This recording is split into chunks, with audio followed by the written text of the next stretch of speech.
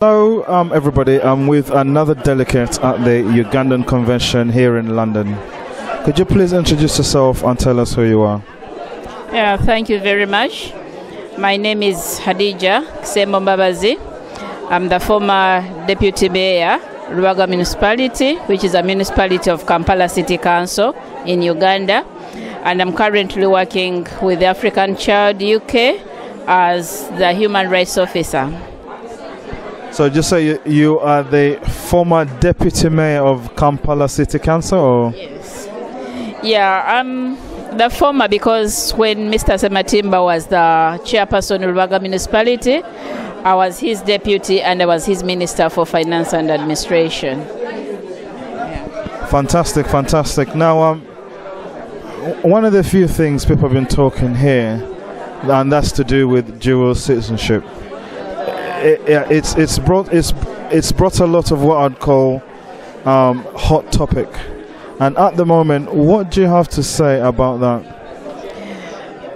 About dual citizenship, I think it has a background. The background and the gap that is in place right now, which needs to be addressed seriously and urgently, is to make sure that the people who are living in the diaspora input into the current draft on the national policy.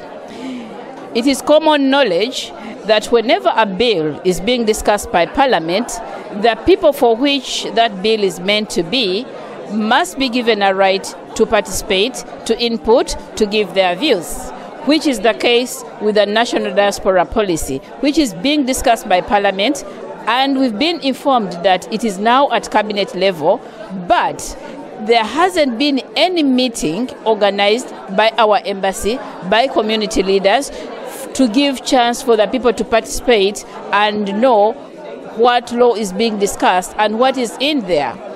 If we discuss and make sure we input into that draft, it will address the issues of dual citizenship. It will address the issues of registration right now, which is going on in Uganda. And the people who are living here don't know how they are going to participate. It will address the issue of voting.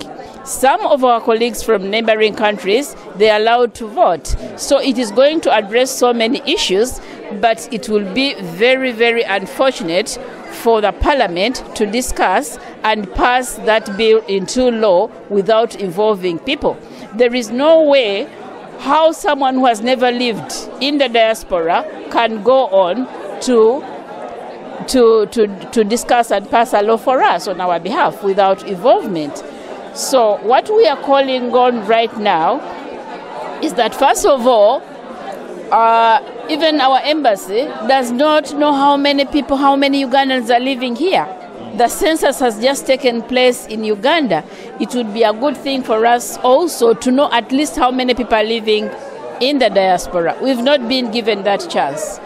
And that's why we are calling on, whether it is a petition, we need to be involved before the Parliament passes the bill. Yes. Okay, now what you're saying makes a lot of sense. The only thing is, how are they going, first of all, to find out how many Ugandans are here? Second, how are they going to consult everybody? It's almost, it's almost impossible. I'm talking from experience.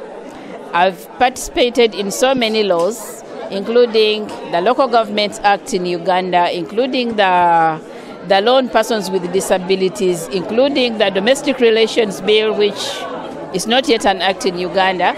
The process has always been that we've always moved to different districts. We've always invited different leaders. For example, in London here, you'll find that I come from Punyoro. We have the Bunyoro Development Association. We've got leaders there. If we invited the leaders of the Alur, of the Banyoro, of the Banyankore, they can come up and we brainstorm on what we want. What I would like us to know is that not that everybody has a level and capacity of understanding the processes, of understanding the entire law. Normally what happens is that you get policy briefs, and some of us are willing to volunteer to use that experience and get it, make it simple for our people, but at least we have an input. Yeah. Okay, thank you. It looks, oh no, it looks like we're being chased away. Okay, let's just finish. Thank you so much for your input, and let's hope some of these points are, because we want to take this video and give it to the commissioner herself, so she can see what people actually want here. You know, the problem, I saying we're having is lack of good communication. Even in skills, they are talking about investment, they are talking about looking out for people who have skills. How are you going to know that so-and-so has a particular skill when you don't have their data? The data is very, very important, and you should not expect people to go to the embassy and say, here we are. They only go there when they are looking for something. If you don't have a problem, you don't go there. So what percentage of Ugandans who are living in UK that go to the embassy who have problems? Some don't have.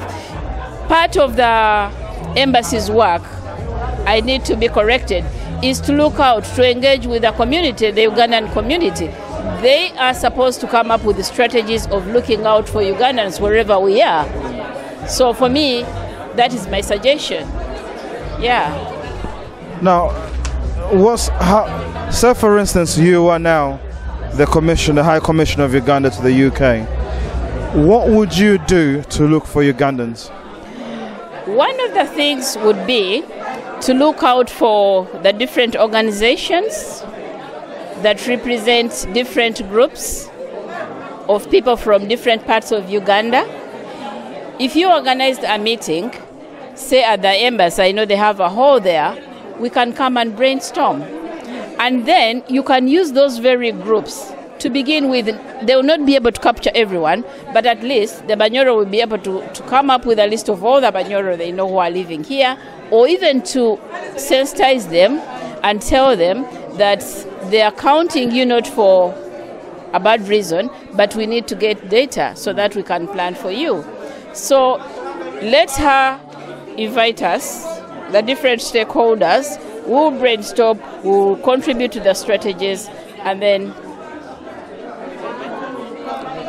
make it. Do you know what? You are saying so many good points. We love it, and we cannot wait for the world to see what you say. Thank you for your time. Thank you too. Good evening, Power Chat TV. Welcome back. I am Miss Music here. With one of the delegates who have come to speak on the Uganda Convention in UK. Could you please introduce yourself to our viewers? Thank you very much. My name is Mathius Kasamba, a Member of Parliament in the Parliament of Uganda, and I also happen to be the chairperson of the Committee of Agriculture in the Parliament of Uganda. And I'm here in UK to attend the Ugandan Business Convention in the United Kingdom, in as far as how to explore the potentials of investment back home in Uganda. My interface today has been basically on how to see the potential of agriculture, agro-processing and food value chain, so that we can tap into the very big potential Uganda holds in as far as the East African region, East and Central African region is concerned. Okay, thank you for that. That's a very good introduction. For those who might be a little bit slow. One thing a lot of Ugandans here are sort of saying a lot is the fact that it's not easy for them when they go back home and things like buying land and all this, and sometimes they find that they have to pay so many people before they own something. How is that being sorted out? Yeah, one of the biggest challenges that our brothers and sisters in the diaspora have been facing is the investments they try to do back home. They've been fleeced of their money. Many have lost their investments to reckless Ugandans. And I think as Parliament of Uganda, we are trying to create a close cooperation relationship with them, and also to help the people of diaspora to participate in improving the diaspora policy, which government of Uganda is trying to put in place, so that even investments, you find that government of Uganda gives tax holidays to foreign investors, but it becomes very difficult for the people, the Ugandan in the diaspora, who are investing very heavily back home not to access such investment incentives. So these are some of the issues we are trying to look at. We are trying to come together as Parliament, who make the legislations, who make the oversight function of the functioning of government, and make sure that enabling environment for our brothers and sisters who are in diaspora can be able to enjoy their sweats while generating revenues in the diaspora, and also invest adequately back home with comfort, with confidence, and with trusteeship. This is a commitment we are trying to build to make sure that as government also put in place an enabling environment for a contracted externalization of labor, so that our brothers, as they go out with pride, based on commitment from government, if there is a bilateral relationship between one government with another, and then our brothers go, and even the terms and conditions are negotiated so that we are able to improve the environment of our brothers in diaspora.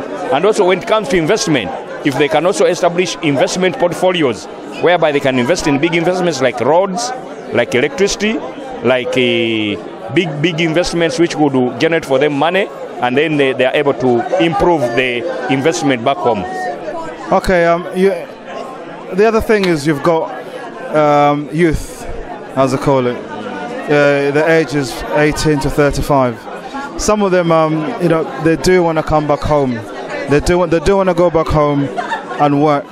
Would there be jobs for them rather than investing in a business? Would there be a job for them to come and do if they were to decide to come back and work back home? Yeah, if they have the specialized skills which are dearly needed back home, I think there are several of them who have come back home and have been positioned to provide the opportunities in jobs. Like now we are exploring the oil industry. If there are those who have taken up courses in oil exploration, oil training, those especially science-based jobs and even industry-based jobs, as Uganda emerges from industrialization, we need a lot of job opportunities for people in diaspora. First of all, not only to bring the skills, but also to bring the technology and the culture of hard work, which is still lacking back home in our country. That is very true. Culture of hard work. People do work a lot here. The other thing is, as a young person myself, well, I'm not as young as I used to be. What encouragement do you have? You've been talking about how you've put measures in place for investments and how other Ugandans are not going to fleece. Now, how is that actually going to be implemented? As in how, if other people are going to be investigated, put in prison, or is there more transparency when it comes to buying things or purchasing land, or things where you've got 100% assurity that what you're doing or what you're buying is not going to suddenly change and disappear just like that? Yeah, I think one of the easiest way, one of the major areas where diaspora people can invest very heavily is working with the estates development, whereby we have now well-registered estates developers who have demarcated good properties for estate development, and instead of the diaspora having the headache of buying materials, constructing, if they can go into business incubation with the estate developers, and then they eventually trust, that level of trusteeship is emerging, and we have trustworthy estate developers who have come up for diasporas to improve on, for example, the housing shortages in Uganda. They would go into partnership with the estates developers, develop housing estates, of which they would eventually rent out, and they earn a living, and eventually by the time they come back home, they find their houses well built, well laid out in a well-established estate development. These are the type of investments we are looking at, those who are organized, business portfolios which are already established, which can be of trustee, so that the hard-earned money in the diaspora is not lost out to people who are fleecing the money. Okay, thank you, sir. I've got one more question, and that's where we finish. I've recently been to Uganda. One of the things I noticed, and it's almost common all over the outskirts of Kampala, is you have a house here. There isn't a particular road to get to the house. Then you've got another house there. It's like there's so many homes, but there is no roads or infrastructure in place for people to actually maneuver, go through these places? Yeah, that has been one of the biggest challenges. Housing development has been developing faster than the infrastructure development. And that's where you find that the houses which have been constructed individually have no road access, have no water access, have no power access, and that's where the dilemma has been. But with the growing trend of estate development, I think the road networks, the recreational centers, the infrastructure that accompany any estate development is beginning to emerge. And those are the areas of organized settlements we are talking about, where the diaspora can take advantage of. But otherwise, Uganda as a country, we still have a lot of gaps in terms of infrastructure development. Even the physical planning department is still very weak to make sure that the roads, the water, the electricity extension, and all the parks, the public parks and everything to be developed. I think this is the type of engagement we need to work with the people in diaspora, those who have the expertise in physical planning, to come down home, help us to improve as we see the already developed countries down here in Europe. Okay, I know this is the last one, I promise. Now you're saying you want them to come back home and improve. Say I wanted to go back home and see if I can work with these companies. How hard or how difficult is it going to be for me to actually work with them? Sometimes you find that you mean well, you want to go back and do work with these guys, but then there's so many obstacles, you end up giving up. Yeah, I think giving up is not a solution. In life is full of struggles. And I think even you're coming down this way, it was full of struggles. But equally, east to west, home is the best.